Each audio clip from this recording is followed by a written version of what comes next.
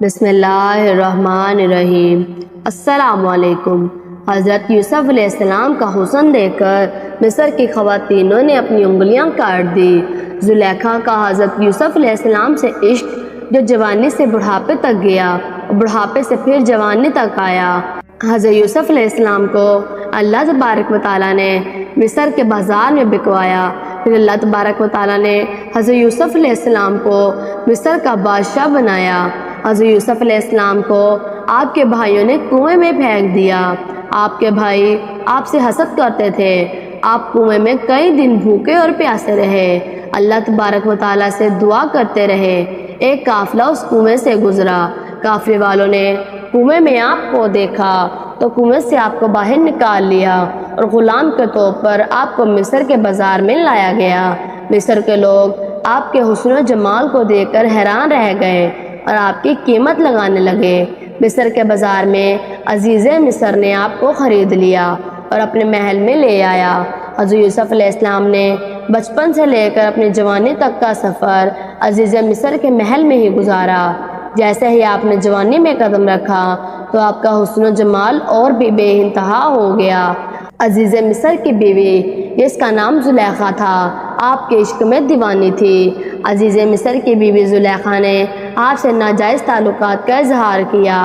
آپ نے جب انکار کر دیا تو آپ پر ہی الزام لگا دیا۔ جب آپ زلیخا سے جان چھڑانے کے لیے کمرے سے دروازے کی طرف بھاگے تو زلیخا نے آپ کا پیچھے سے کرتا پکڑ لیا جو کہ پھٹ گیا۔ اوپر سے عزیز مصر آ گئے۔ زلیخا نے حضرت یوسف علیہ السلام پر تہمت لگائی تو عزیز مصر نے حضرت یوسف علیہ السلام سے کہا اگر تم سچے ہو تو ثبوت دو۔ اس وقت کمرے میں ایک ماں کا بچہ موجود تھا۔ حضرت یوسف علیہ السلام نے اس بچے سے کہا کہ آپ میری پاک دامنی کی گواہی دیں۔ اس بچے نے کہا کہ اگر کرتا پیچھے سے پھٹا ہے تو زلیخا گنہگار ہے، اگر آگے سے پھٹا ہے تو حضرت یوسف علیہ السلام گنہگار ہیں، اور کرتا پیچھے سے پھٹا ہوا تھا۔ عزیز مصر کو اس بات کا اندازہ ہو گیا کہ اس کی بیوی گنہگار ہے، حضرت یوسف علیہ السلام بے قصور ہیں، اور یہ بات محل کے باہر لوگوں تک پہنچ گئی۔ عزیز مصر کی بیوی زلیخا پر آپ لوگ انگلیاں اٹھانے لگے۔ زلیخا نے ایک چال اور چلی۔ زلیخا نے وہاں کی خواتینوں کو اپنے محل میں دعوت دی۔ وہاں کی تمام خواتین عزیز مصر کے محل میں پہنچی۔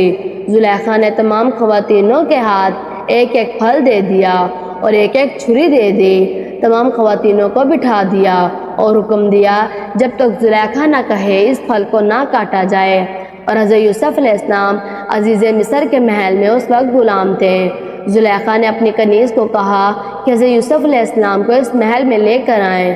وہ کنیز حضرت یوسف علیہ السلام کے پاس گئی اور آپ کو ایک پھلوں کی ٹوکری دے دی جس میں کچھ پھل تھے، اور آپ کو کہا گیا کہ اس محفل میں جائیں اور یہ پھل رکھ کر آئیں۔ آپ جانا نہیں چاہتے تھے لیکن پھر بھی آپ کو جانا پڑا کیونکہ اس وقت آپ زلیخا کے محل میں غلام تھے۔ آپ اس شیطانی محفل کا حصہ بننا نہیں چاہتے تھے لیکن پھر بھی آپ ٹوکری لے کر اس محفل میں حاضر ہوئے، اور زلیخا نے تمام خواتینوں کو حکم دیا کہ پھلوں کو کاٹنا شروع کر دیں۔ اس وقت خواتین پھل کاٹ رہی تھی۔ جیسے ہی ان خواتین کی نظر حضرت یوسف علیہ السلام پہ پڑی تو انہوں نے پھلوں کی بجائے اپنی انگلیاں کاٹ لی۔ حضرت یوسف علیہ السلام نے وہ پھلوں کی ٹوکری وہاں رکھی، اپنی نظریں جھکائے آئے اور نظریں جھکائے چلے گئے۔ آپ نے ایک آنکھ اٹھا کر بھی نہیں دیکھا۔ تمام خواتین نے دیکھا کہ انہوں نے پھلوں کی جگہ پر اپنی انگلیاں کاٹ لی ہیں۔ زلیخا نے ان تمام خواتین سے کہا کہ میں ان کو روز دیکھتی ہوں اور تم لوگ مجھ پر انگلیاں اٹھا رہے ہو۔ تم لوگوں نے ایک بار دیکھا تو اپنی انگلیاں کاٹ لی۔ آپ کا حسن اس قدر خوبصورت تھا، آپ نقاب کر لیتے تھے۔ جب حضرت یوسف علیہ السلام نے زلیخا کی تمام خواہشات کو قبول کرنے سے انکار کیا تو زلیخا نے آپ کو جیل میں ڈال دیا۔ آپ نے زلیخا کی بجائے جیل کی قید کو قبول کیا۔ آپ کی زندگی کے کئی قیمتی سال زندان میں گزرے اور آپ اللہ سے دعا کرتے رہے۔ پھر کچھ یوں ہوا کہ وہاں کا جو بڑا عزیزہ مصر تھا اس نے خواب دیکھا۔ وہاں کے تمام لوگ اس خواب کی تعبیر ڈھونڈنے میں کامیاب رہے۔ وہاں کے ایک شخص نے عزیز مصر سے کہا کہ جیل میں ایک قیدی ہے جو ہر خواب کی تعبیر ڈھونڈنے میں ماہر ہے۔ عزیز مصر نے حکم دیا کہ اس قیدی کو محل لایا جائے۔ یوسف علیہ السلام کو محل لایا گیا، اگرچہ یوسف علیہ السلام نے اس خواب کی تعبیر بہت خوبی سے بیان کی۔ عزیز مصر پاک نے جب اپنے خواب کی تعبیر پائی تو آپ کا حسن دیکھا اور آپ کی سچائی دیکھی اور آپ کا اخلاق دیکھا تو عزیز مصر کا یقین آپ پر بڑھ گیا۔ عزیز مصر نے آپ کو اپنا عزیز رکھ لیا اور آہستہ آہستہ آپ عزیز مصر بن گئے، اور زلیخا آپ کے عشق میں بوڑھی ہو چکی تھی۔ زلیخا نے اپنی جوانی کے کئی سال آپ کے عشق میں گزارے، یہی نہیں زلیخا نے اپنے بتوں کو بھی توڑ دیا۔